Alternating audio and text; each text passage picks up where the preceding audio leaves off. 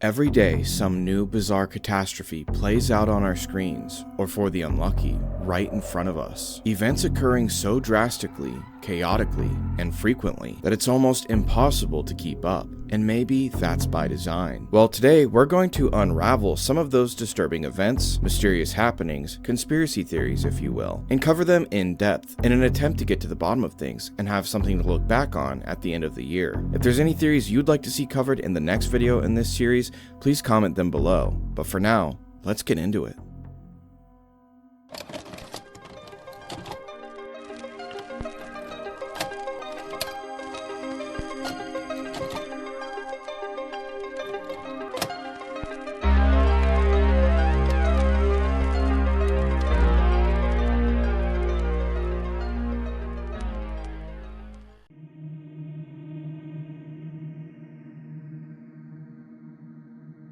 Beginning in late December 2024, residents across multiple states in the US began experiencing a bizarre and frightening phenomenon. A thick sheet of fog slowly rolled over parts of Florida, Pennsylvania, Texas, California, and Minnesota. This mysterious fog had a distinct chemical scent, leaving residents puzzled and concerned. Many people in the affected areas described variations in its appearance and odor, sparking speculation about its true nature. Reports of health issues began rising in connection to the fog, locals experiencing persistent coughing, sore throats, and an unexplained fatigue. Some even described unusual gut problems and a metallic taste when near the fog. Within days, videos surfaced from all over the country: Tampa, Minneapolis, Bakersfield, Austin, Pittsburgh. The fog looked the same: dense, milky, and almost chemical. Some called it fog with weight, saying it clung to their clothing and left a residue on windows. We had the mystery fog hit us a couple of days ago, and today we're walking around and we saw a bunch of these out in the yard. Does anybody have any idea what this is?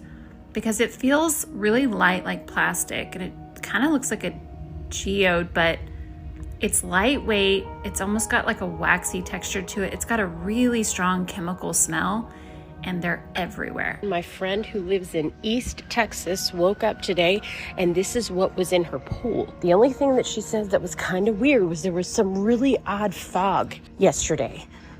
Dozens of people reported symptoms: shortness of breath, headache, nausea, and chest tightness. A few even claimed that pets died after being exposed to the fog. Hospitals in several counties saw a brief but measurable spike in ER visits related to respiratory distress, but no government agency officially connected it with the fog. So what was it? The official answer: fog. Nothing unusual, a mix of cold air, humidity, and pollution. But for those who lived through it, the explanation felt far too simple. For some, the fog brought back echoes of another unsettling chapter in American history, when the US Navy, in the 1950s, secretly released bacterial agents into San Francisco's air as part of biological warfare testing. One operation, codenamed Sea Spray, blanketed the city in a similar mist. From September 20th to the 27th, 1950, the United States Navy intentionally released pathogens, including Serratia marcescens and Bacillus globigii bacteria, into the San Francisco area. From results gathered from monitoring equipment at 43 locations around the city, the Army determined that San Francisco had received enough of the pathogens to have contaminated all 800,000 residents. Although many were obviously contaminated at the time, it wasn't made public until a hearing in 1977. During Operation Sea Spray back in 1950, at least 11 patients were hospitalized at Stanford Hospital with rare Serratia marcescens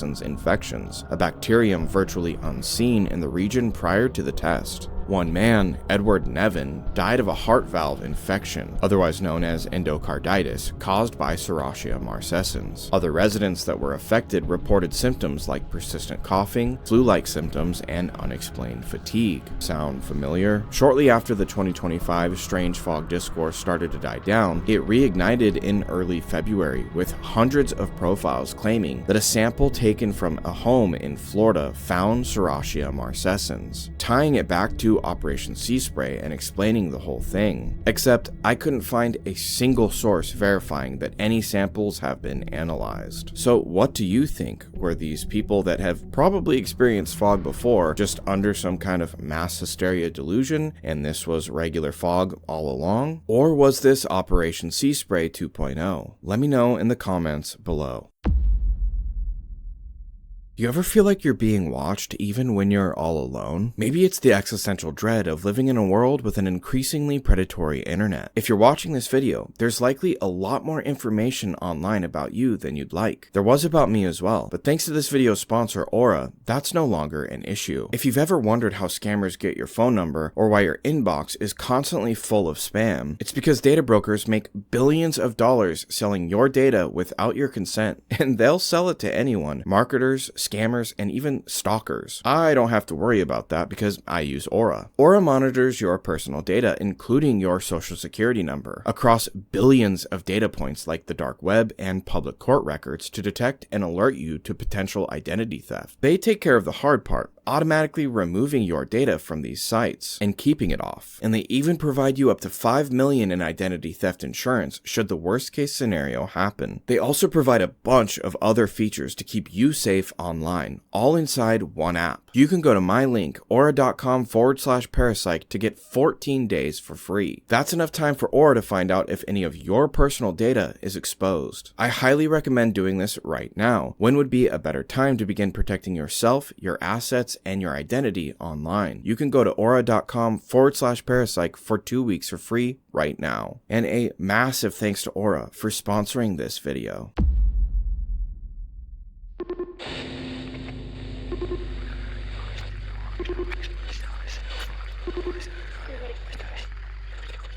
On May 1st, 2025, a post appeared on the r/conspiracy subreddit in which a user pointed out a disturbing anomaly they had found using Google Translate.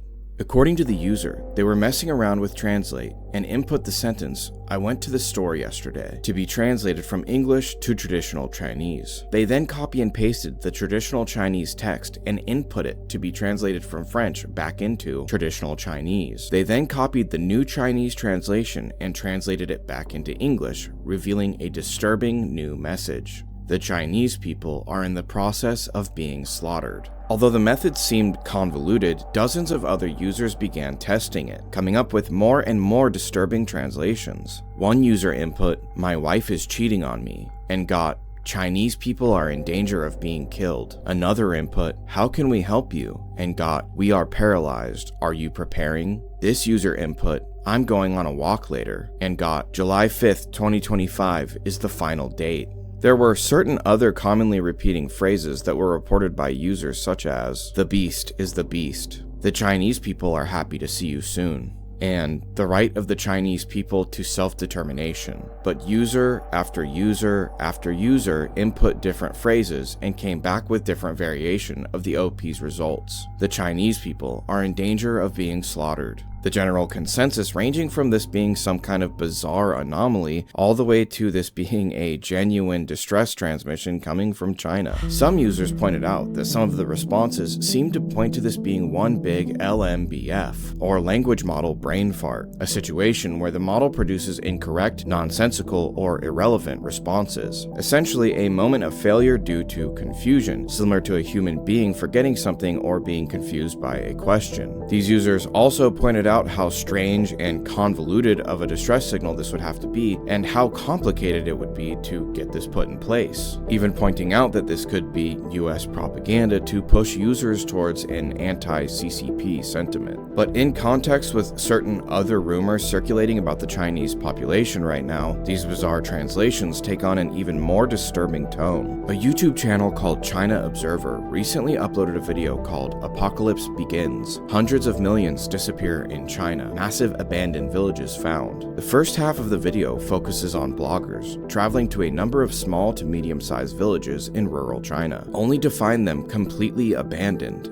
and a couple of them were still occupied during visits that took place just the previous year. During this portion of the video, Chinese citizens postulate that the inhabitants of these rural villages have all moved to the cities in search of job opportunities, but these villages appear to have been completely abandoned overnight. Everyone is gone, the houses and shops being overtaken by nature, and the fields and farms being left completely unattended. Interestingly, the second portion of the video is comprised of Chinese bloggers, activists, and former news anchors, making the same claims, but not about rural villages, about the major cities, claiming their shops and streets are empty, wondering aloud how the streets can be so empty with a Chinese population of 1.4 billion people. According to the video, a Chinese vlogger named Jiang Taigong used a combination of statistics, including data from China's Ministry of Public Security, to find out there are about 776 million government IDs that are currently active in China, which are only given after a person has reached the age of 16. And according to China's own Bureau of Statistics, there are about 240 million people under the age of 16 living in China, making the estimated population of China around 1 billion people. Although it's difficult to take at face value, based on the fact that these numbers are rough estimates from CCP government numbers, the video comes to a startling conclusion that there are roughly a few hundred million missing people based on China's own population statistics. Now, I'm not saying that's the case. I think that sounds a little outlandish and extreme, but what could be the explanation if entire villages are being abandoned, but the cities seem more empty than ever to the people living and working there? The comment sections in videos about this subject are full of incredibly dark theories about what happened to this massive amount of people that just seem to have vanished.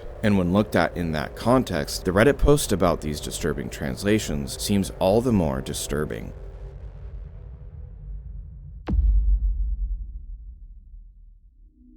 Here in central Jersey, we've been looking for the past hour. I think we've seen about 40 or 50 of these drones. In fact, there's one over my shoulder right there. One after another, these drones appeared in the night sky. Former Governor Larry Hogan shot this video last night. These lights over his hometown in Davidsonville, just 25 miles from the nation's capital. He checked a flight tracker app while capturing this video, and that the devices he was capturing were not on it. The experience I had last night, however, changed the way I feel about this story completely. What I saw was more sophisticated than I ever imagined. The department says these mystery drones evade detection because they don't give off heat like regular drones.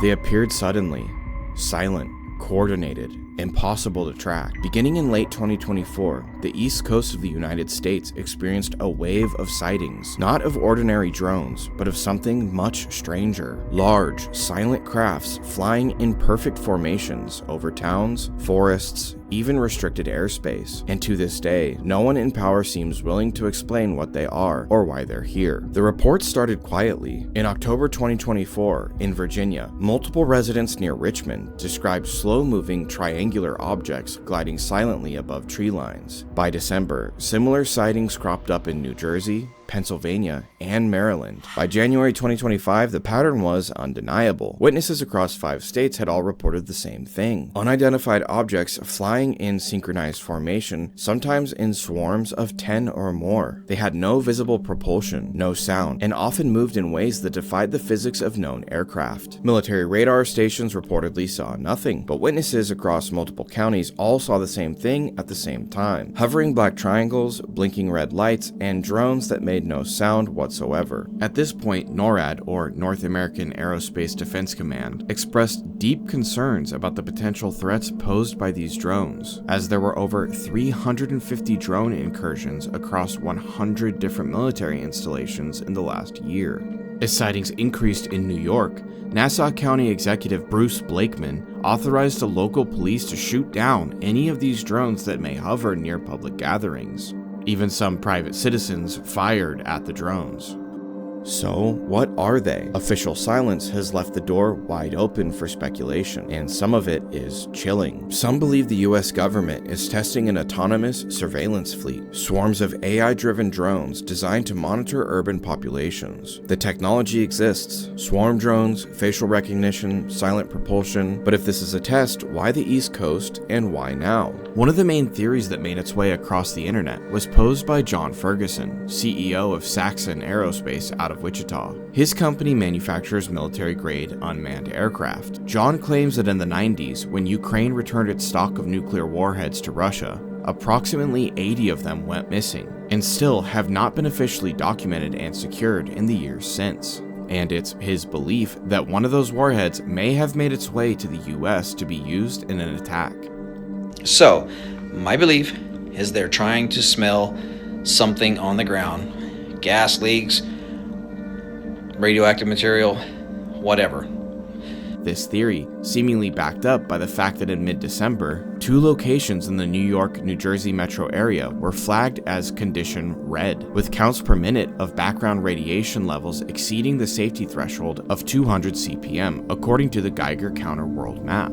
On December 15th, investigative journalist Kyle Becker reported on this detail, and minutes after, the Geiger Counter World Map was taken offline. On December 16th, the DHS, FBI, FAA, and DoD released a joint statement in which they claimed that after a close examination of over 5,000 reports of strange drone activity, they had determined that the sightings were due to a combination of lawful commercial drones, hobbyist drones, and law enforcement drones, as well as manned fixed-wing aircraft, helicopters, and stars misreported as drones, and that there was no assessed danger to national security or public safety. A statement which contradicts several local governments, police departments, and NORAD's own data, claiming there were 350 incursions on military sites. Then there's the theory that keeps coming up, that these aren't drones at all. Speculation rising that these are reversed engineered alien craft, being tested in real-world conditions. The triangular shape,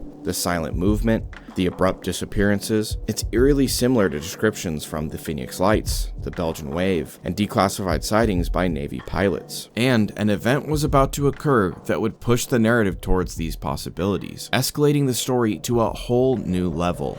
On January 1st, 2025, a Tesla Cybertruck exploded just outside Trump International Hotel in Las Vegas. The only fatality being Matthew Livelsberger, a 37-year-old active-duty U.S. Army Green Beret. Authorities determined that Matthew died from a self-inflicted gunshot wound moments before the explosion, which was caused by loading the Cybertruck with fireworks and gas canisters. In the days leading up to the incident, Livelsberger allegedly sent an email, self-described as a manifesto, to a retired U.S. Army intelligence officer, Sam Shoemate. In this message, he claimed that the recent drone sightings along the East Coast were not conventional aircraft, but were utilizing, quote, gravitic propulsion systems, a form of anti-gravity technology. He asserted that both the US and China possessed this advanced technology and were deploying it for surveillance and psychological operations. In the days following the bizarre explosion, popular podcaster and former Navy SEAL Sean Ryan rolled out the email manifesto to his audience, along with Sam Shoemate. Sean described the revelations as mind-boggling and anticipated they would, quote, raise a lot of questions. In light of the sensitive nature of the information, Ryan announced on social media that he and his family would be disappearing for a few days, indicating that he at least somewhat believed the information he was helping expose was true, if not dangerous. The FBI later confirmed that Livelsberger authored the email sent to Shoemate, though obviously they have not verified the accuracy of its content referring to advanced technology. Overall, the fact that an active-duty Green Beret,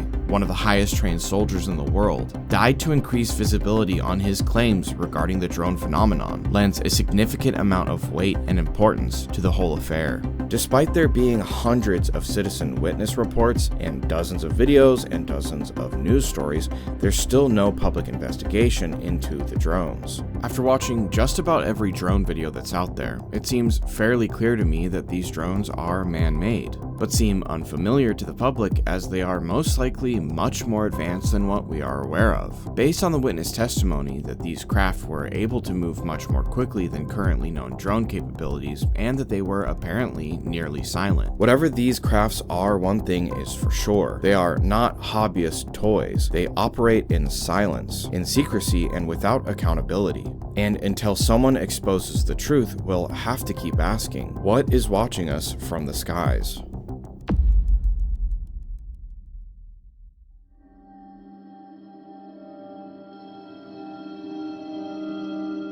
Luigi Mangione, a 26-year-old Ivy League graduate, stands accused of the December 2024 assassination of United Healthcare CEO Brian Thompson in Midtown Manhattan. Arrested 5 days later in Altoona, Pennsylvania, Mangione was found in possession of a 3D printed firearm, forged identification documents, and a manifesto denouncing the healthcare industry. Prosecutors alleged that Mangione meticulously planned the attack, with his notebook outlining intentions to target a CEO, and have charged him with multiple offenses, including murder and terrorism-related counts. However, some observers have raised questions about the identity of the individual in custody. Initial surveillance images released by the NYPD depicted a suspect with distinct features, leading to speculation that the arrested man differs from the person in those photos. First of all, we have to talk about those eyebrows. These are the eyebrows from the initial surveillance images, the first images released, and these are Luigi's eyebrows. Now, if it was the other way around, and the surveillance images had massive, bushy, almost unibrow eyebrows,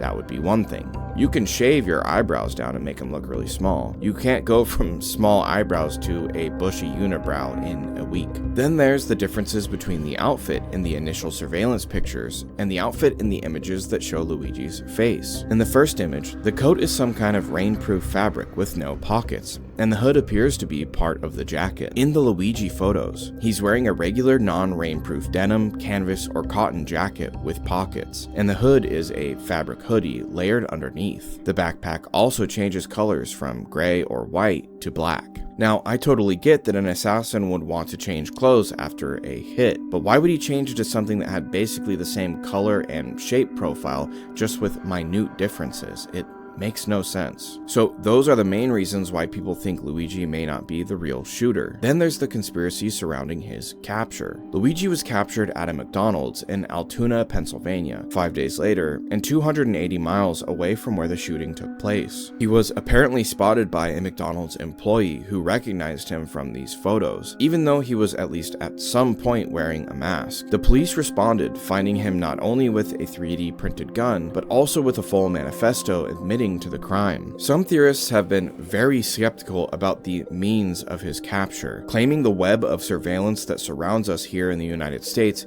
is far more advanced than we've been led to believe, citing the fact that McDonald's has cameras with facial recognition capabilities in their kiosk systems, and that the NSA may have access to those systems through federally integrated technology. The user I believe started this theory, Sick Sad World on X, pointed out Kroger stores also actively use facial recognition technology, not only to scan facial data to link to shopping profiles, but to potentially alter prices in real time based on a customer's data profile. Luigi's case is set to begin in December of this year, but he's entered a plea of not guilty to all charges brought against him, so we'll have to wait and see what happens. So what do you think? Is this Luigi Mangione? Let me know in the comments. Also, one more interesting little tidbit. Luigi is being held at the Metro Detention Center in Brooklyn, the same place where Diddy is being held, and their lawyers are married.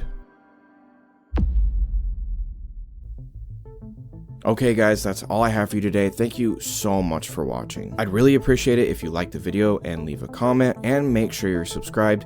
It really helps the channel out. I already have a couple ideas for the next video in this series, so if you have some theories you'd like to see covered in that video, please leave them in the comment section below. I may even make it directly after this video. If you'd like to support me further than just watching the videos and subscribing, and you're interested in exclusive, uncensored content that you can't get anywhere else, subscribe to my Patreon to watch videos just like these. The link is in the description. Follow me on X and Instagram, those links are also in the description. And once again, thanks so much to Aura for making this video possible. Thanks again for watching, guys. I'm Max Powers, this is Parasyke TV, and I'll see you very soon.